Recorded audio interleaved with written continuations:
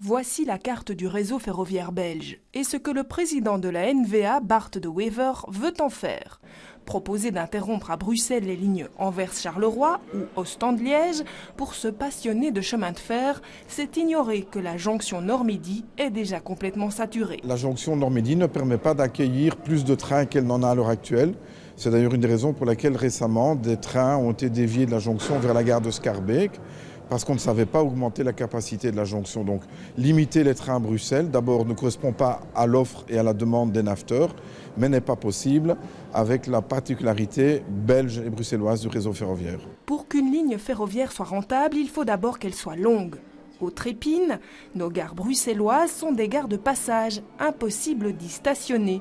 Ce spécialiste en mobilité confirme, l'idée de Bart De Wever ne va pas améliorer la ponctualité des trains, bien au contraire. Cette proposition-là ne va pas être très avantageuse pour les voyageurs, y compris pour les voyageurs flamands, puisqu'elle nécessitera d'arrêter les trains en amont de la jonction Nord-Midi, avec toutes les difficultés de rebroussement que cela posera pour ces trains. Et donc ça signifiera la réduction de plus de moitié du nombre de trains qui pourront traverser la jonction Nord-Midi et donc desservir les trois grandes gares. Autre argument de choc, la libéralisation du trafic voyageurs autorisé par l'Europe d'ici 2021.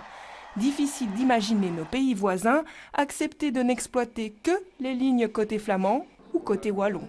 Conclusion, l'idée de scission de la NVA ne passe pas.